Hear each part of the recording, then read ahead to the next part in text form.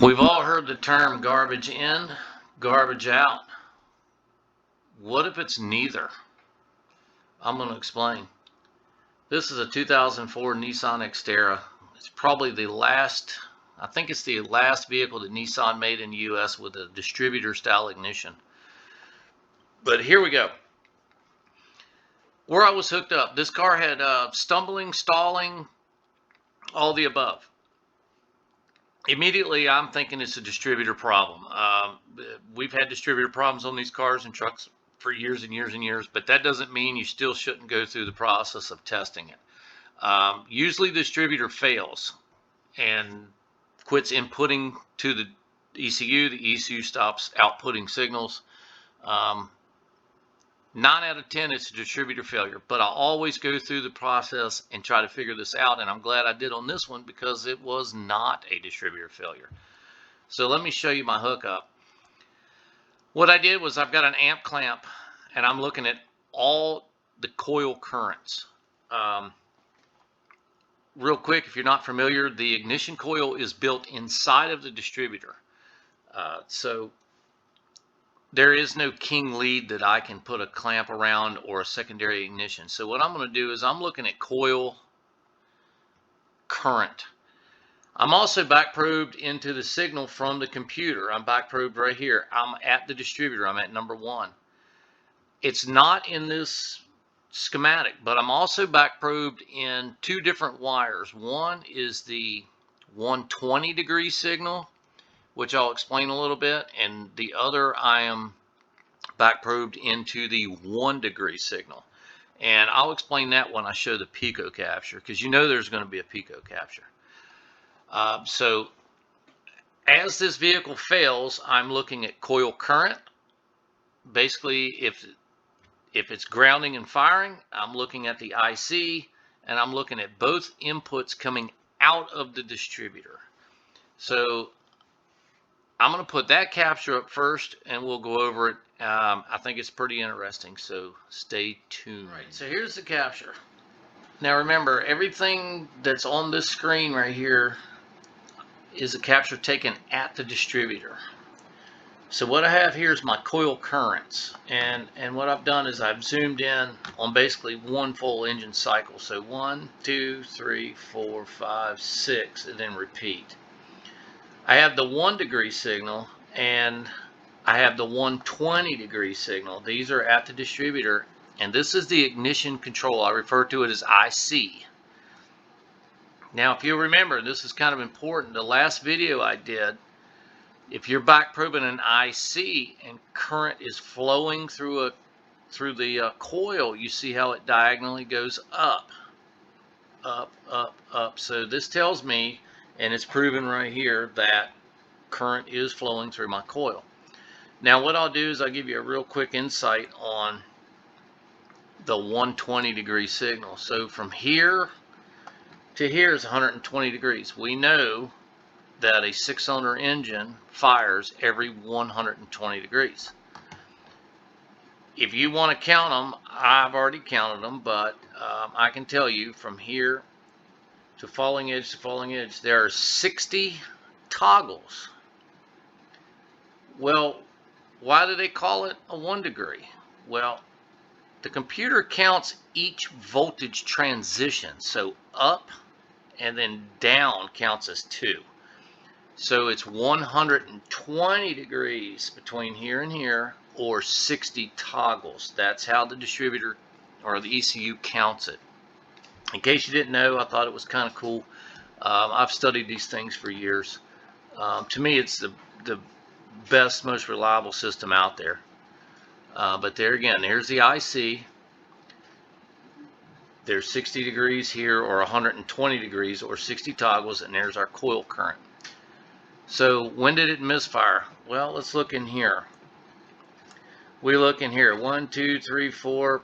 Oh man, we're missing stuff. 1, 2, 3, 4. We're missing stuff. But here's what is different. Usually I see the distributors fail, and usually it'll be missing a signal here, or it'll be missing a signal here. But you can see this gap. This thing is failing in the midst of a perfectly good distributor signal.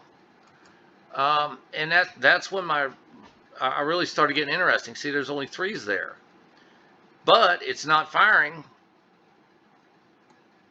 in the face of a perfectly good distributor signal. So now you're going, okay, what do I do? Well, my next strategy is I've got to make sure all these signals are getting to the computer. The inputs are obviously coming out of the distributor.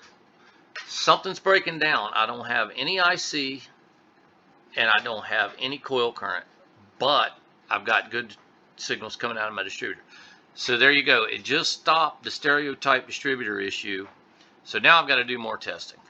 So I'm going to put the next capture up and we'll go from there. So on this capture here, what I've done is I've got to the ECU. And it's basically the same 1 degree signal, but I'm at the computer. The coil current I left in the same spot. The blue trace is the IC, but it's at the computer.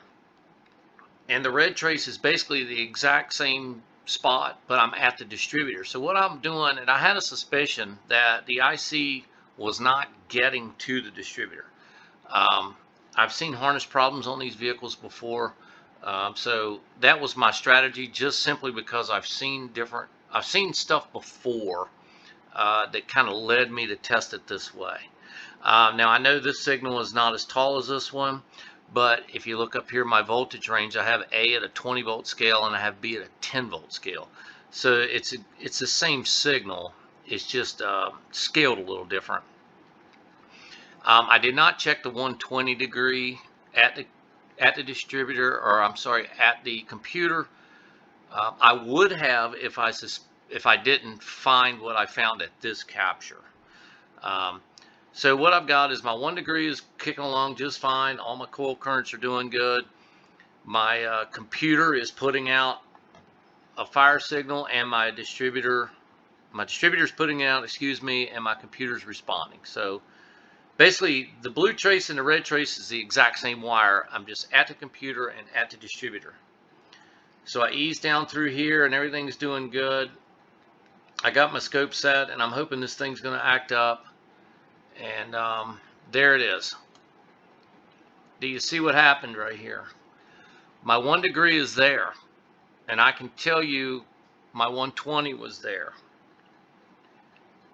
This is at my computer. My computer is still putting out the signal, but there's no coil, there's no current flowing. Notice the flat tops and the short. My computer's going, yep, good, good, keep firing, keep firing. It never got it. The signal never got there, is what I'm saying. The coil never received.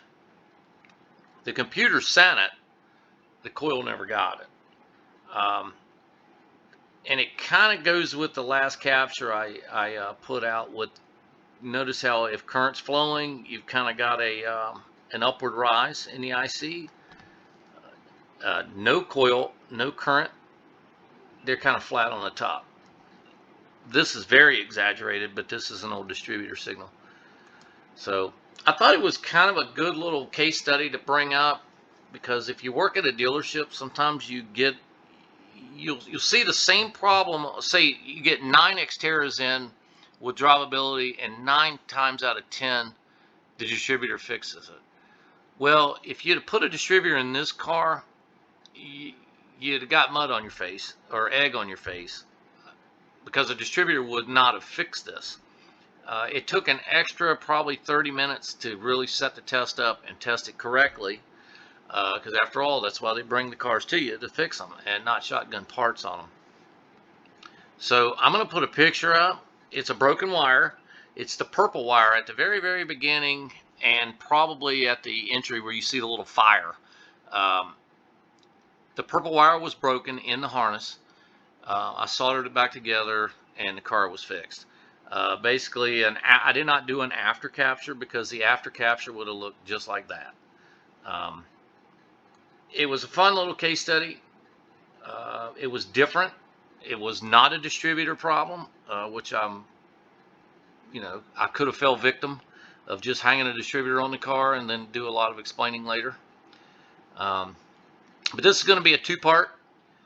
The next video I put up, I'm going to show the same system, except it's going to be on a 93 or 94 Maxima, similar situation with a distributor failure. So this was a wire harness issue. The next video is going to be a distributor issue. I'll show a distributor that is actually failing.